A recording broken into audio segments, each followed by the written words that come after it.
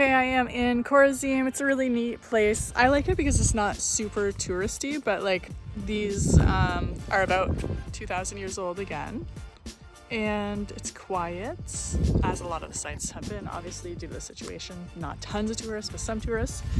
Anyway, so today's been kind of easy. It's just a lot of driving. So we still have, I think, 3 sites, but it's just like time in between. Whereas when we were in Jerusalem, driving time was like, actually it was like walking time, 5-10 minutes. So we did like a billion sites. This is like, to get here, it took an hour probably. We stopped for a tea and a coffee, but anyway, so it's nice here. The cool thing about coming to Israel is like the first time we were in this site, this wasn't all uncovered. I was here in 2016. I think it was just that, and there was nothing around it, no pavement, no railings. You just kind of walk in on these steps. Now it's, again, an excavation's going on, so they keep finding new things, and it's just so cool. Let's walk under this. Oi. And just to be able to see things like, how amazing. So like every time you come back, something new is being uncovered or has been discovered. And it's so cool because you can see just things being uncovered every single day.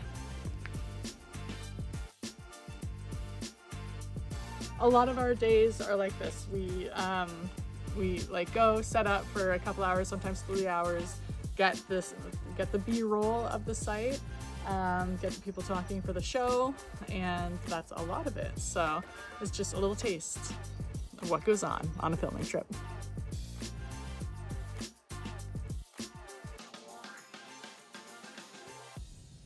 Everywhere you go, you basically throw a stone and hit a site. I actually remember this guy, Danny, he's an archaeologist. He said basically, he's like, an archaeologist in other countries is very revered.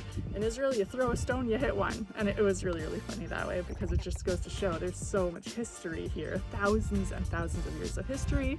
And just every time you come, something new is being discovered. All right, we were on the top there, and then the guy came running and said, don't go there. There was an earthquake a couple days ago, and the place collapsed and could collapse again. Lots of danger in Israel.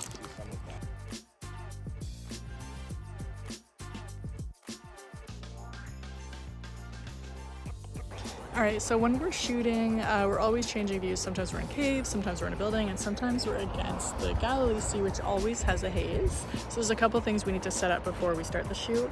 Number one, you have to make sure your ISO goes lower or higher depending on your lighting situation. That basically is your light sensitivity settings. We always change the white balance. We shoot with 2 cameras, and we want to make sure they're even because post-production is hell if you don't do that. And then the last thing you have to do is we have this amazing UV filter that we use for outside, so we adjust that too. This thing is literally a game changer. I think that little tiny thing, it's like $300, but it's worth it because you can shoot basically an editing setting. As you can tell, today's very sunny, very hot, and that's been great for us.